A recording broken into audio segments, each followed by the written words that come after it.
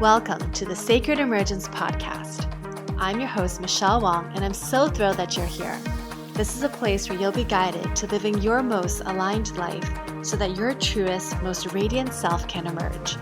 We'll be jamming on topics ranging from spirituality, entrepreneurship, to wellness and lifestyle design, and everything in between that can support you to grow, evolve, and shine, all the while not taking ourselves too seriously.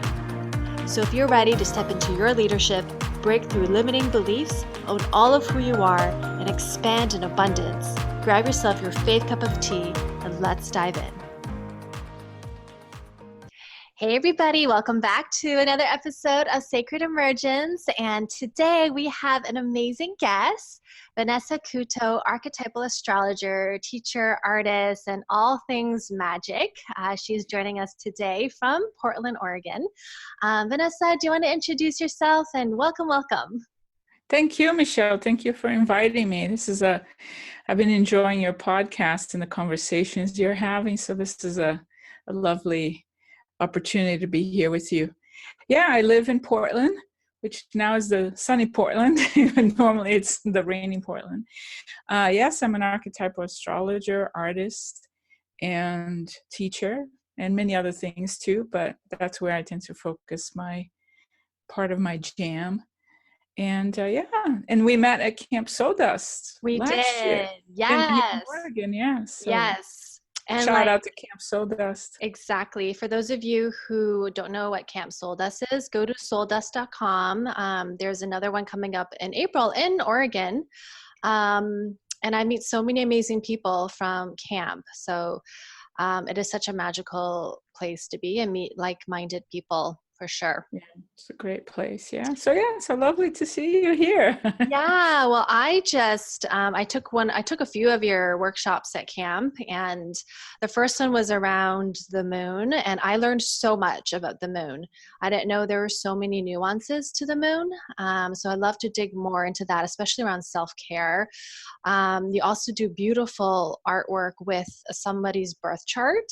And for those of you who are tuning into the YouTube video, which will eventually come out, you can see some of them hanging on her wall, and it's just gorgeous. Thank you. And I'm working on two, if you can see, there's my drawing table next to my computer, and I'm working on two birth charts for a brother and sister. It's just so beautiful. It's on my list. Yeah. And then at last camp, I took your astrology workshop, and I've taken astrology, I've taken courses before, but the way you explained it and how you tie into the story of the zodiac and the planets, and it's so visual that I'm a visual learner as well. So it cements it in my system. So I get it more. So yeah, yes. Yeah. Why don't we start with this might be a long story, but how did you get into astrology in the first place? It is a long story. Actually astrology has a muse, and her name is Urania. And I like to say that the muse of astrology got me when I was a kid, because I remember being in elementary school, and I don't know how really I got into this, because no one in my family, was into this. And I would ask my friends, "Oh, so what's your sun sign?" And I started observing that, that there are similarities with the signs, and I got really curious. And then when I was a teenager in junior high, my mother would give me money I had to go to the dentist. I had braces on, so I had to go to the dentist. And so instead of using the money for transportation, I would walk and save the money. This was back in Brazil, when I'm from Brazil, and because books are expensive, so I would save the money to buy my astrology books. No, that's amazing. I love that. I don't have those books anymore, unfortunately, but I should have kept them. And then in high school, I got introduced to Linda Goodman, sun sign.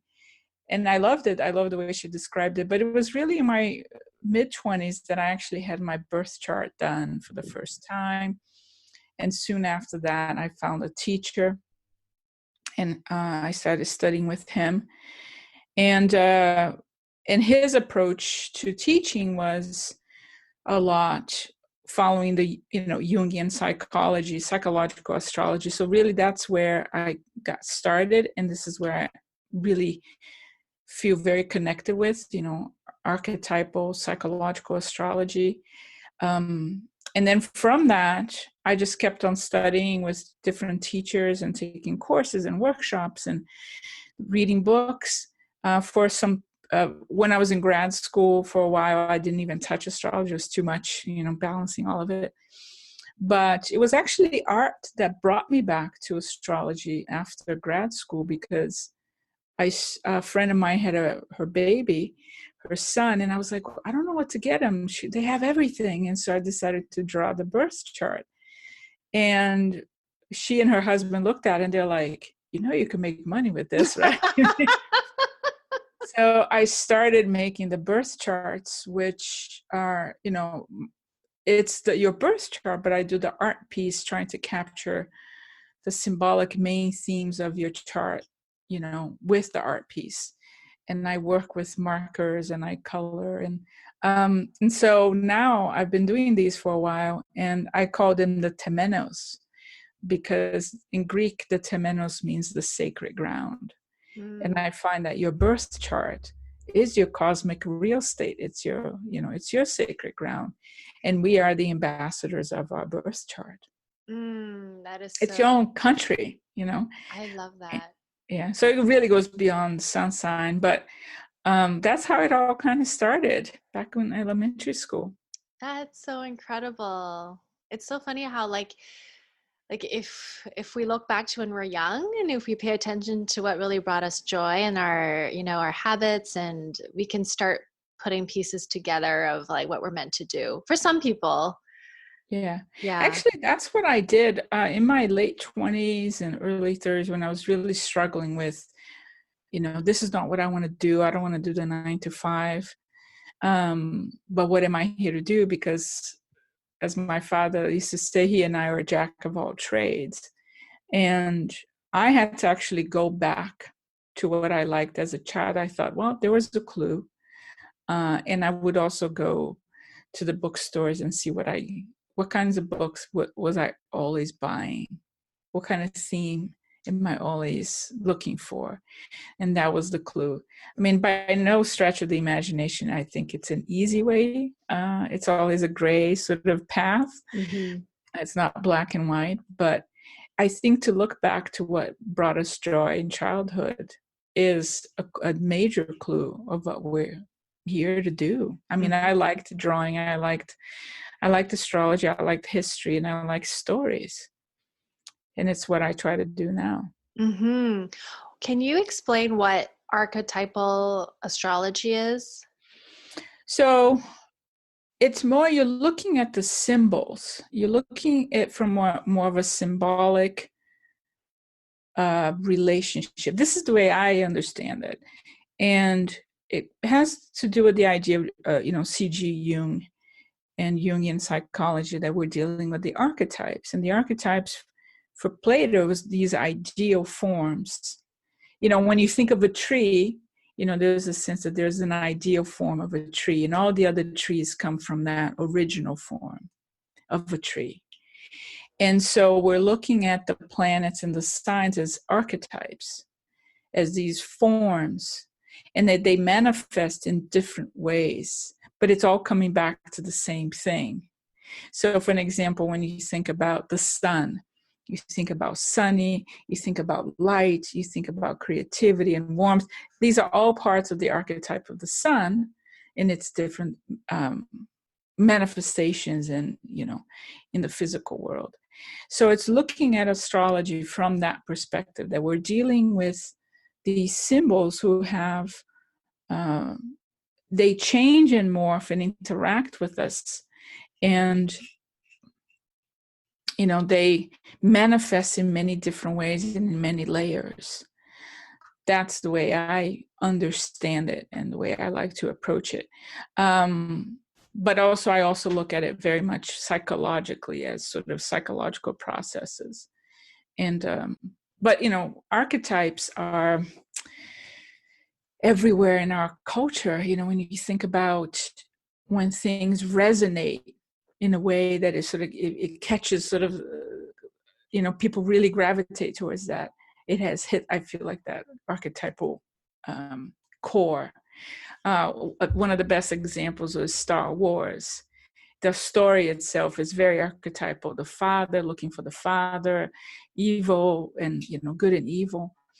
And that's why the story still resonates, because it has hit that resonance. And that's why mythology still resonates, because these are archetypal. These are so old, and but also archetypes, I feel, if you think of them as sort of thought forms in a way, they engage with us. So I feel like in astrology, as one of the many tools for self-awareness and understanding things, it's part of our job description, if you will, to engage in the conversation with them. So the more you know, I feel like you're more empowered to be more present in the conversation rather than something just happening to you,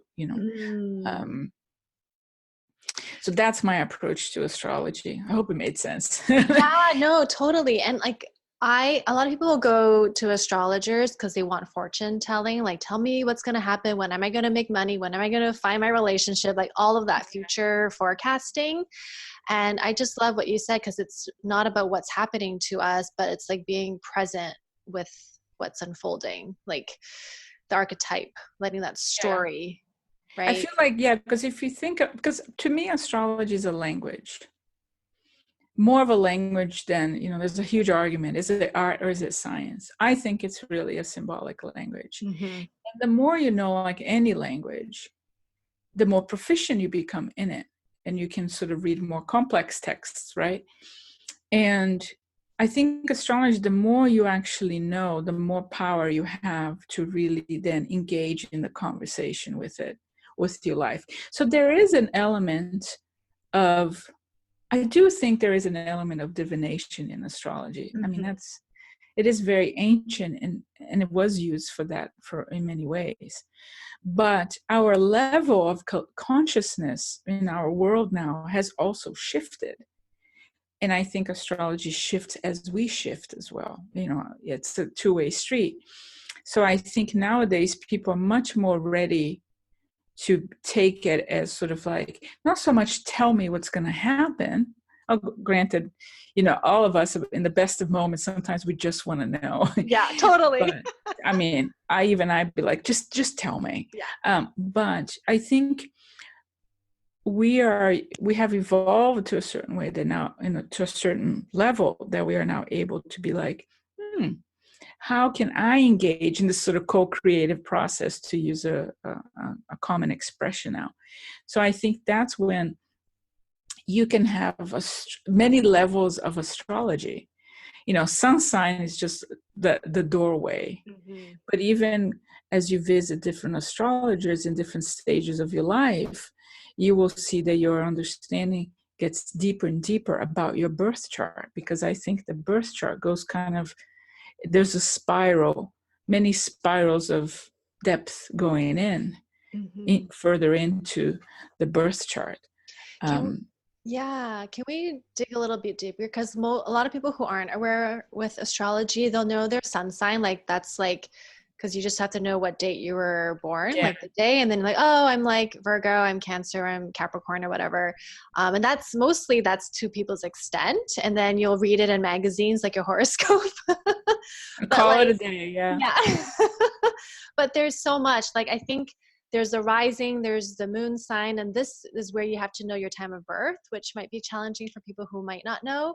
But like, what does rising and the moon tell? Like, what does that, like, how is that helpful?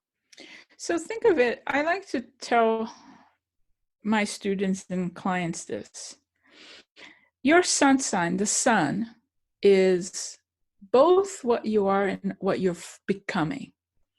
It's almost as if, like, whatever is your sun sign, and your Cancer, was it Cancer, right? You've come to this life to major in Cancer. It's like all themes Cancer. That's your major. And then there are all the other ones. You're taking specific courses around themes around that sun. But the sun, it's like it's the solar system, all the other planets, and they also have something to say. So I tell my clients and students that the chart, which is a map of this, from the perspective of Earth at the time you were born, shows that the rest of the other planets are engaging. They're both helping or challenging the sun in its heroic journey of fully becoming oneself. And so you are looking at things from the perspective of Earth, like you here, down here. And so you have many elements in the chart. That's why people look at the chart, they're like, oh my God, this is, hieroglyphs. What is this? So from the perspective of planets, at least, let's say, just cover the moon and the ascendant, right? The moon is very important because the moon represents your emotional inner landscape. And the moon is related to your first experience of nurturing and receiving nurturing and a sense of security. It represents your relationship with mother or the main caregiver. And everything about the moon is very pre-verbal. And so if you think about someone you can think about them doing their work in the world like the sun, and then you get to know them a little more intimately. You get to meet that moon. What is it? What are they like when they're stressed, when they're, feeling hungry or something? You get to see the moon. So I'd like to tell my folks that do your moon and your sun will thrive. We need to do what the moon needs, because think of it, the moon explains or reveals what is it that you need at a very core level to feel nourished, sustained, secure, and safe. When we don't do the moon, when we don't have those things in life, then we get those moods, which it's a word related to the moon. So you get moody, right? You get perhaps you behave irrationally, quote unquote, because you're not being fulfilled. So it's really important to look at the moon and the relationship that the moon has with the sun in the chart. So I often look at the lunar phase in which you were born. The rising sign speaks to, it's the sign, it's also called the ascendant. So you will hear both the rising sign or the ascendant. And it has to do with the line of the horizon. And it would have been, if the sun was rising at that time, what sign was at the horizon when you were born? And so the rising sign, it's a bit more as if the world is a stage and we open up the curtains. How do you show up on stage? That first impression. You get the rising sign when, at that moment of birth. That's why you need to know the exact birth time. And at that moment of birth, because it captures that moment of birth, the rising sign then also reveals how you tend to start things in life. It's very interesting because it's therapeutically, and I don't know who, but I know there's work has been done around this, that when the way you were born, the labor, the experience reveals a lot of how you tend to start things in life. So it's very interesting to ask people, was it an easy birth? Was it traumatic? What was happening? And that will give you clues to how people tend to start things in life, how they tend to emerge, to use the name of your podcast, right? How did they emerge in the world? That's the rising sign. So also another way to look at the rising sign is to think of it, it's the car that you drive in this journey we call life. What kind of car is it, right? Is it a sports car? Is it a, SUV? And so each sign, whatever sign is on the ascendant there, will give you a different coloring. So normally when you meet someone the first time, that kind of impression is the rising sign. Gotcha. Now, if you got planets around there, the plot thickens, but just in short, so let's say someone who has a Aries rising, the way they engage with the world, the way they approach their environment, is going to have an Aries coloring. So they could be let's say they could be Pisces, which is a bit more traditionally considered dreamy and imaginative, but then they got the Aries rising. They want to start things quickly. They're let's go do. They need movement. Very different. It gives that Pisces a different coloring. So as you look at the chart, you have to look at the bigger picture. Mm-hmm. How are the planets relating to each other? Do you have a cluster of planets in one sign? So then that becomes a theme as well. So it's like you're looking at a chart, you're looking at a play, and the planets are actors. The signs they're in, it's sort of, how are they doing this? What role are they playing? What costume are they wearing? And so let's say, I'm just thinking about a movie that's came out now with Brad Pitt and Leonardo DiCaprio, right? They could be sons. Right. They're playing that specific role in that movie. It's always Brad Pitt. Brad Pitt is Brad Pitt, but he's playing a certain kind of character. That would be the sign he's in. Got it. Actually, I think he's Leo. I don't know. I don't know his chart. Yeah. So then it's almost like the actor is I'm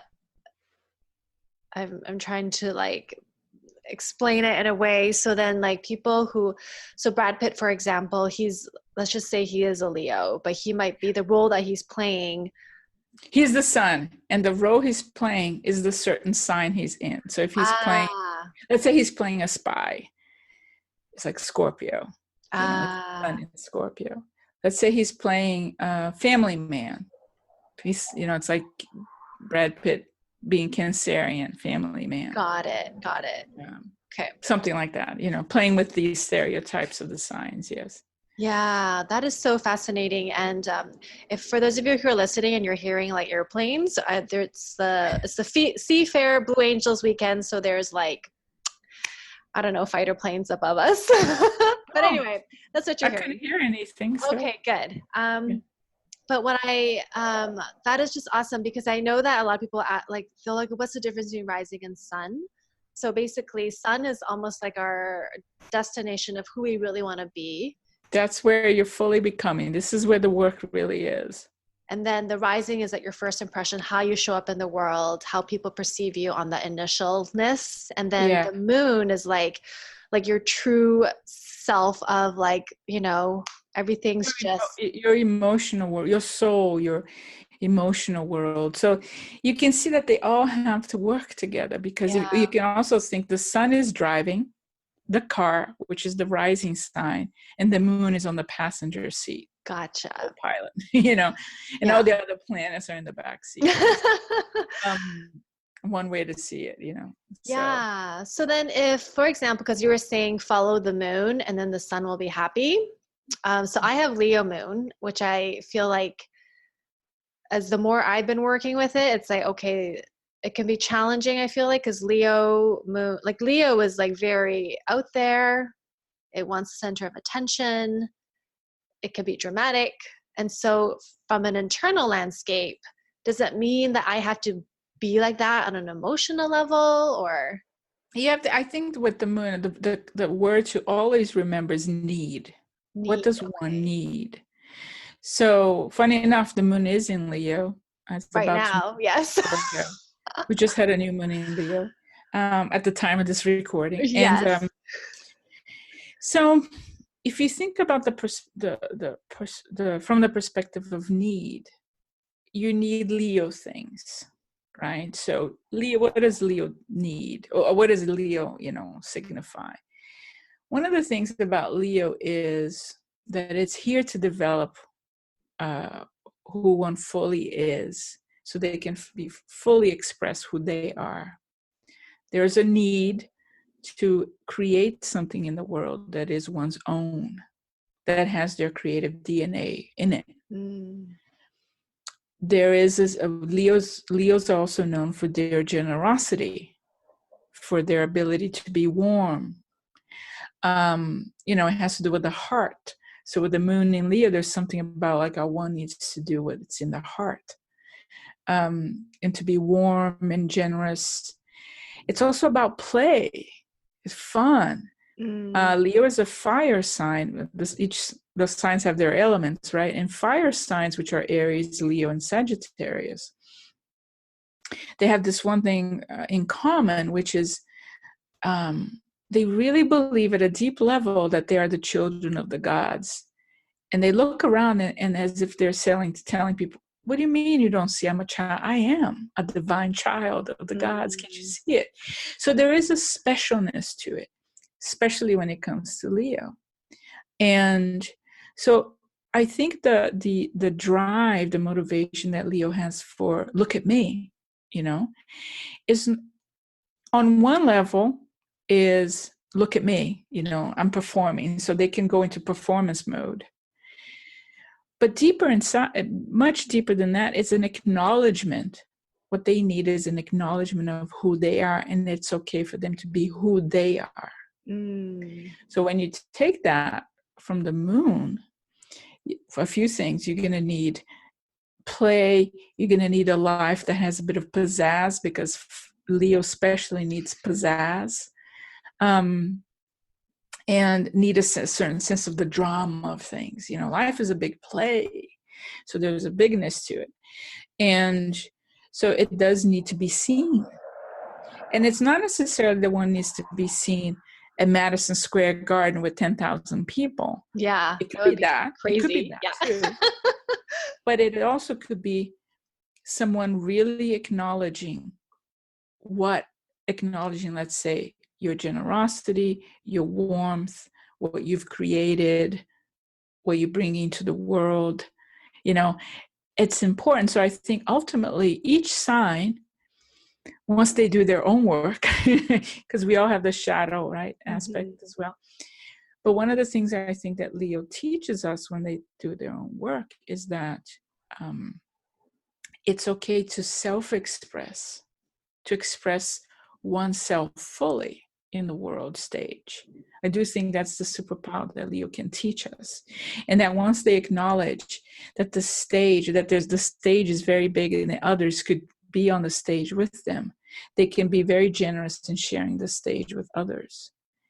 Now you add that to your sun in Cancer, right?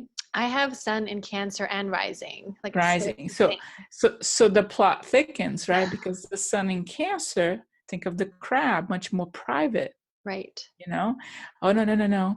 I'm going to be, it can get into that. It doesn't mean that they can't go, go big. But it's a little bit more, if you will, retired, right? A bit more sort of cautious in how they go out into the world. Cancers, the animal itself doesn't even move directly, it moves sideways. And then you have that moon who's like, but I need to be seen. So how do those two communicate, right? So it's really interesting that to do your moon, you have to be acknowledged. So then that you can then tap into the nourishment of Cancer, right? Then you can really shine your sun in Cancer, who's like, okay, now I'm going to help others belong, belong at the table. I'm gonna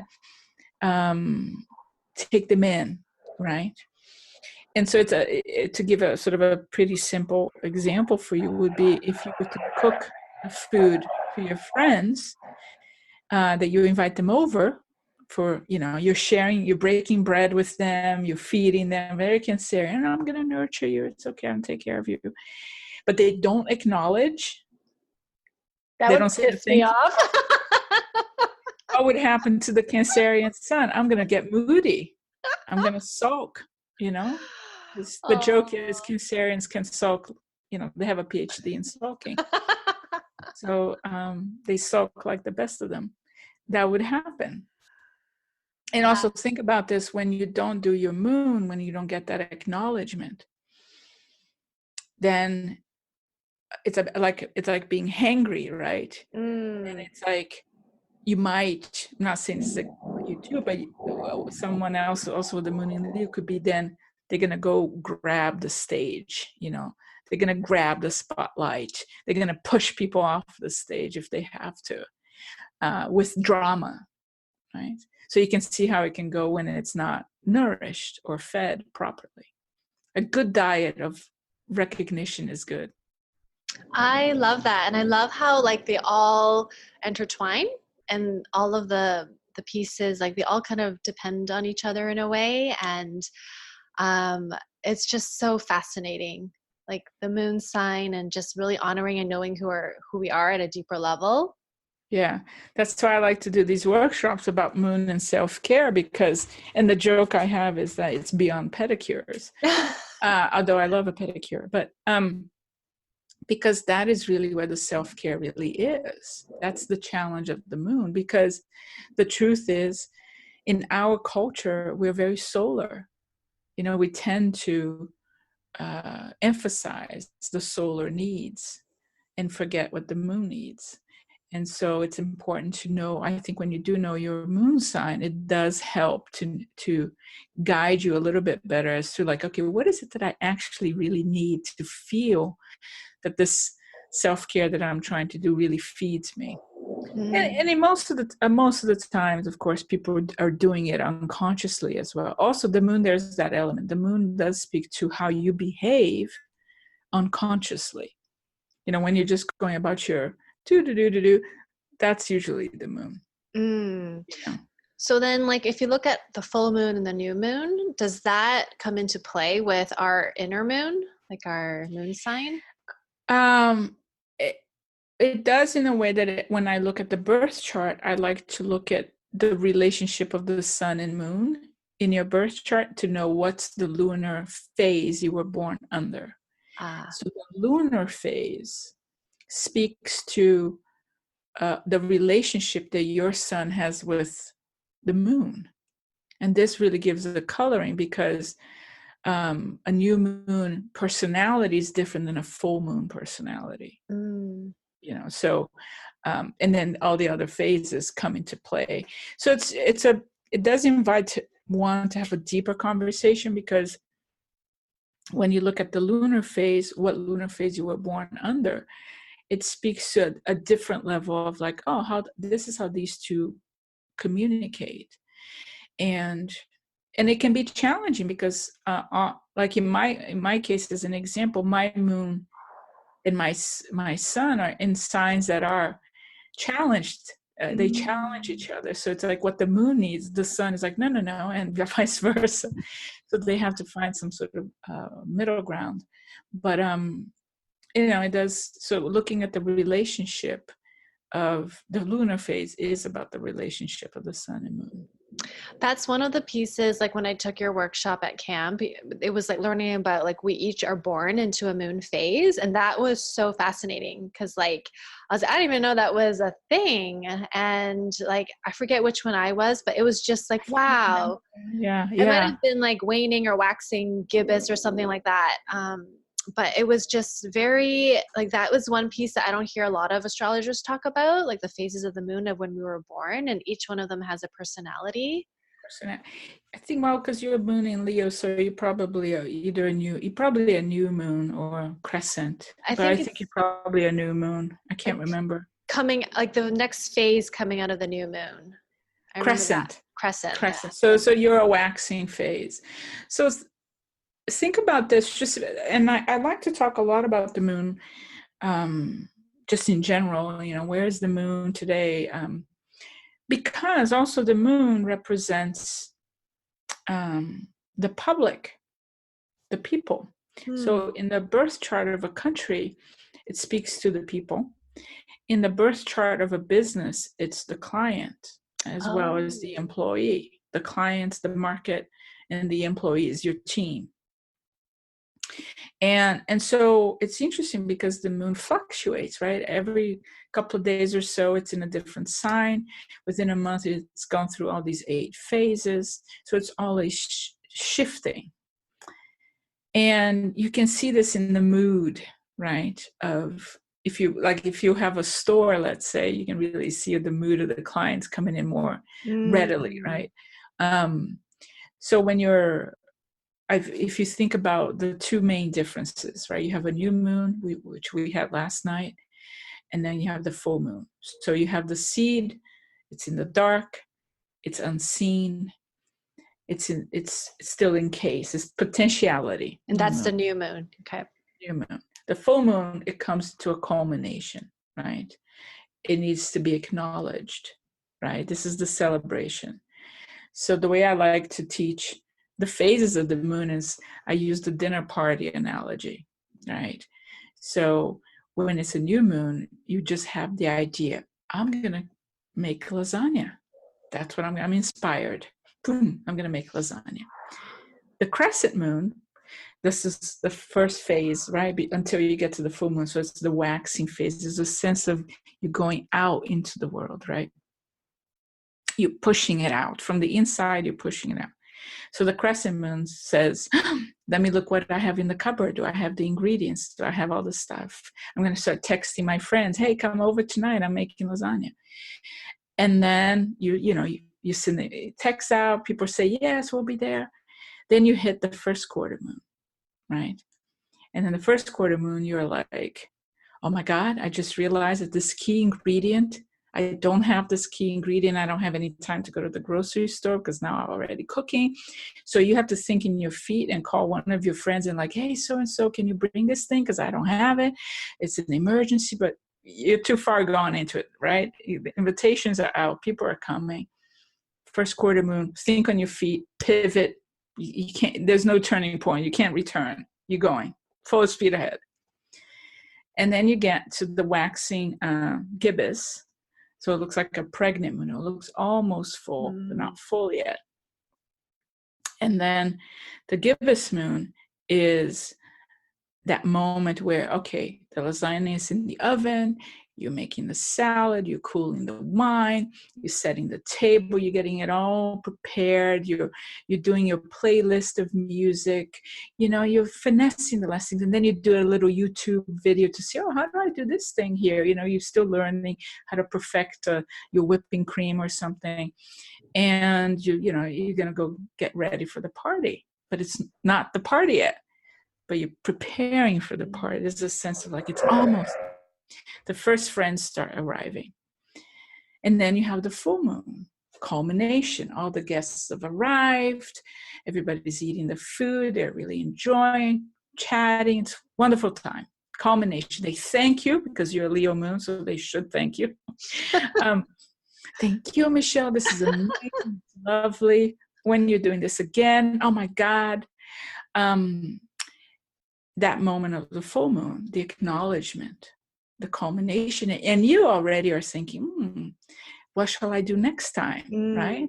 There's a sense of like, oh, or kind of like, oh, you're taking in the compliments. So, well, thank you very much. I know I'm a great cook.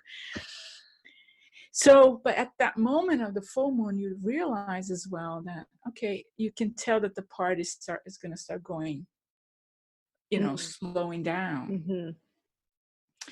And then the next phase of the moon is what we call the disseminating moon, as in to disseminate, right? To spread. I like to call it the Frank Sinatra moon, when he sings, start spreading the news. It's also called the waning gibbous because it looks still pretty full, but you can tell it's not fully exactly round. So the disseminating moon is, back to the party analogy, the first guests are leaving. You're there's still a lot of lasagna left, so you're putting all in Tupperware and take some with you. Here there's still a lot of dessert. I can't eat all by myself. Just take all this. You start spreading it. Send it. Friends are posting pictures on Instagram of how a lovely time they have in the house. They're telling everybody what a wonderful time it is. And, you can really tell the party's starting to wind, but there's still this sort of activity of sharing, right? Then you get to the last quarter moon. And maybe you only have a friend or two with you, your closest friends with you still.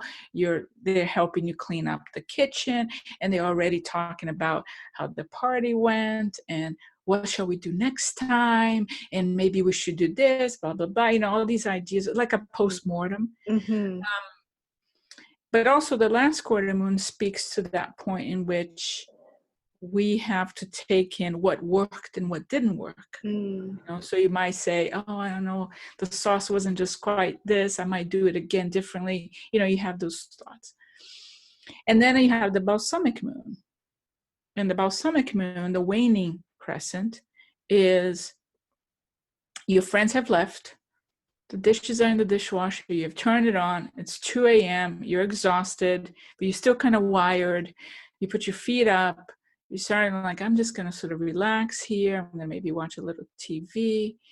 I just need to regroup. This was wonderful. You think, oh God, I should throw the trash out, because if I don't throw the trash out, it's going to smell the kitchen. So you run down, you throw the trash out, because if you really want to purge and release, you want to do it in the balsamic moon. Because the balsamic moon is like, not anything that you're not taking on the journey, the next journey, you're not putting in the new seed. This is what you eliminate. Okay. So I see a lot of people eliminating things. They always use the full moon to eliminate. And I'm like, but before you eliminate, you have to acknowledge. It's shining. It's in full bloom. So I would say, if you want to do a ritual around the full moon to eliminate whatever, but then first at least acknowledge it. Honor, see it. It's illuminated. But if you really want to release things, last quarter moon, balsamic moon are the way to go. That is so You want to clean cool. up your closet. Declutter, get out of that's when you do it. Stuff out. Oh my gosh, that is so that is so fascinating. That's my lasagna moon phase. And so everybody they were born into a moon phase. And so what each phase represents kind of has an imprint in their own system. Yeah. Oh, so good. So you can see people who are crescent moon, the new moon people, they kind of have this, the potentiality is all there. They're kind of listening. They almost have one foot in another world still. And they're trying to, they're still in the case. So there's a certain kind of naivete to the world. It's kind of new. Things are new, right? Then you have the crescent moon. A lot about the crescent moon is to really dig in the trenches and start working on the foundation. And so there's a lot of sort of okay, I got to keep doing this. I'm digging in. I have to create the foundation for something. First quarter moon people tend to be very action oriented, because first quarter and last quarter are crisis moons, in the sense that there's something happening. I got to think quickly. So first quarter moon people tend to be very good on action. They need to take action. They're good. They're the people you call when you need something to be done. Yeah.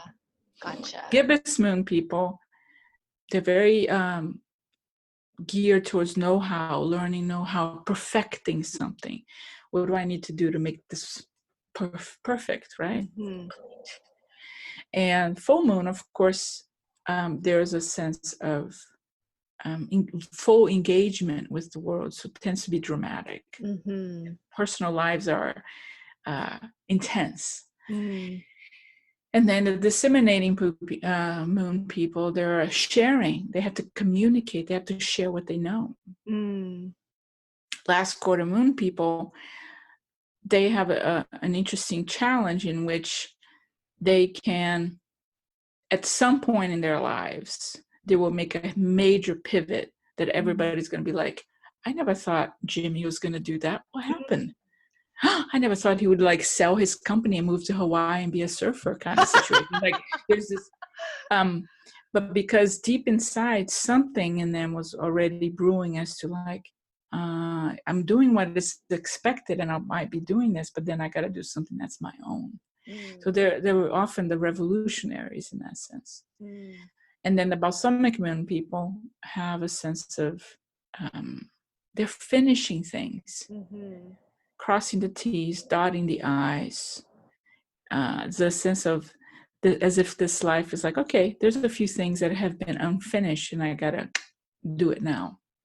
Balsamic moon in the month during the balsamic phase, you want to rest, but you also want to finish what this is when you might get that second wind and be like, I will finish. It's like in the example I gave you, like, oh, if I leave the trash, it's gonna smell.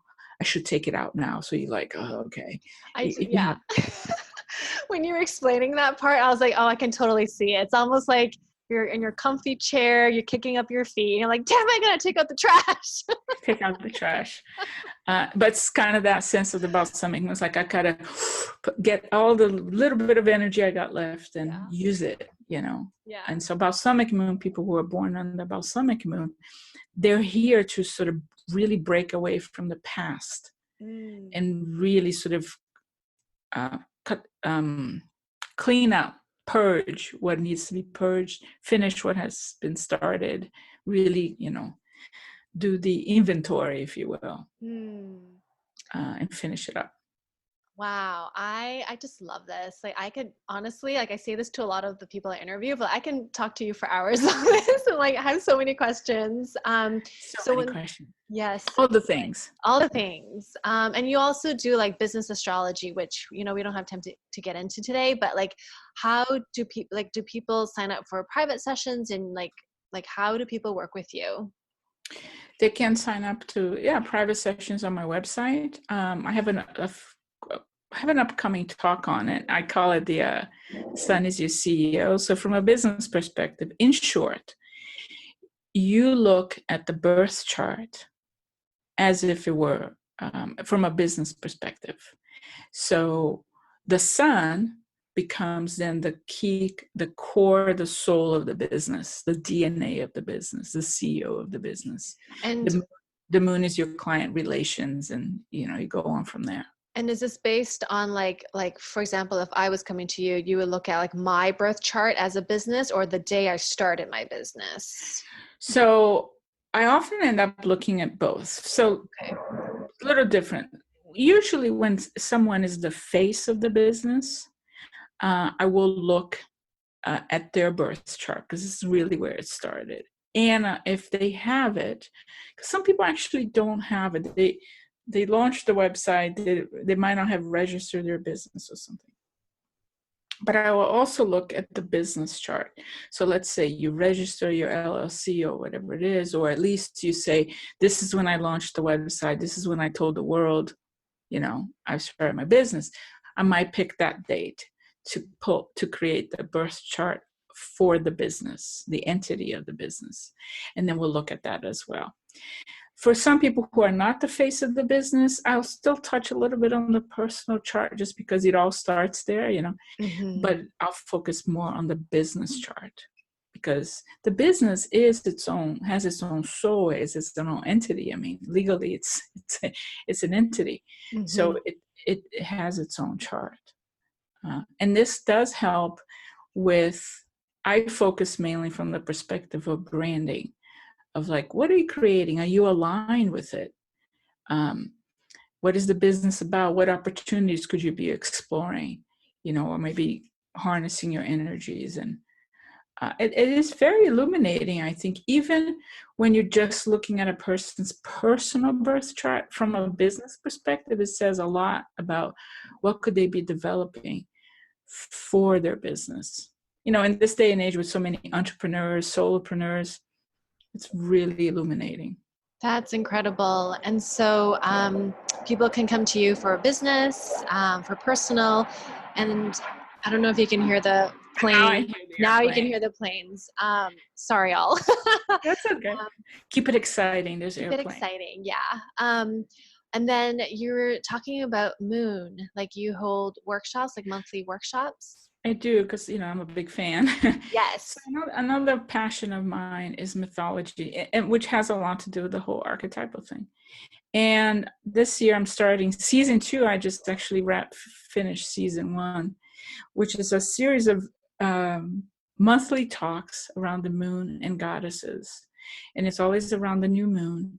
And so I approach the new moon, the themes of the new moon, the sign, and I bring in a goddess that I feel that the story has an alignment with that new moon. So it's a way to weave astrology and mythology and storytelling and explore it from different themes that could be unfolding. So this week I actually just did the new moon in Leo and I talked about Medusa. So Ooh. it was pretty, I mean, much like her head with the snakes, it was I running all over the place. And so at the end of August now, on August 28th, I'm going to have the new moon in Virgo, and I'm going to talk about the goddess Hestia. And these are going to be done online. You can find all the information on my website. And so it's a live call. You get the recording. I love it. Yeah. Yeah, well, I'm excited to check it out. Yeah, it sounds like, especially like with goddesses, I'm just fascinated, especially with the feminine archetypes. And yeah. I wanted to use that because I actually call it the Moon and Goddesses Archetypes of Transformation series, is because I found so many people exploring and wanting to do rituals around the new moon. Mm-hmm. That I wanted to bring in mythology as a way to explore story. So what I tell people who come to the talk is that pick a thread and follow that thread. We do talk about like ways to honor that specific new moon. And also, you know, how, because the goddesses and the gods are archetypes, and I feel that they want to engage with us. And so the more we explore their stories, these old stories, but they're kind of new stories at the same time, we're learning something, and I think something gets activated there. And so for each of the goddesses that I've explored, it has been really fascinating. So for this season too, I have some, you know, if you will, some goddesses that I've used before, but I'm bringing in other new goddesses too. So it's going to be a combination of Greek and Celtic goddesses. I love it. And I love that you're taking it online because I'm on your mailing list. I'm like, oh man, they're all in Portland. And yeah, I did them all in Portland. So now it's online. Yay! And I finally finished the webpage. So I'm going to be releasing that soon. Oh, incredible. So I'm excited because I have Hestia, just some of the ones that I have: Hestia, Hecate, Ceridwen, which is a Celtic goddess, Athena. And next year I'll be doing 2 workshops, one with Medusa and one with Venus as well. Ooh, that is juicy. It's going to be in Portland though. So okay. You may need to come. I might need to drive down. May need to drive down. Oh, so good. Yeah. So it's a way to bridge, you know. So I love to do the business part because I really feel that the business is the ultimate creation. You know, you're birthing and crafting a business. It has your DNA in it. And it's also so challenging. It's heroic to create your own business. But I also like to touch on the sort of more mythological life aspect of things because it's the intersection of life and livelihood that I like to do that work.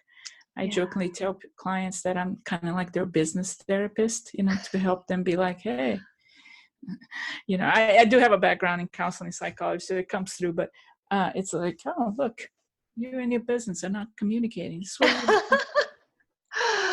Oh my goodness. It's just so fascinating. And I just love, I can see it like, it's just so beneficial for people to know like the astrology of their business, their sign, and how like whatever challenges come up, like it illuminates what's happening, you know?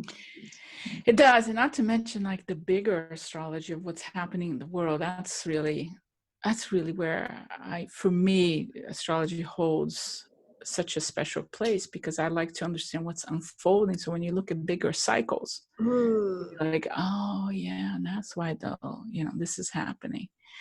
It does give us a bird's eye view and a bigger perspective on what's unfolding. Nice. That is like, we need to talk further. Yeah. We can talk about the astrology of 2020. Big one. We need to have you back. I'll come back. Yay. Okay. So then how do people learn more about you? Through social media, website? I'm on Instagram and Facebook at Vanessa Couto, number 25, because and Couto is Couto, and 25 was the date of my birthday. So I was like, okay, how boring is that? But 25. And my website is vanessacouto.com. Cool. I will share that in the show notes. Thank you so much, Vanessa. Thank you. I just love learning from you. Thank you. It was lovely.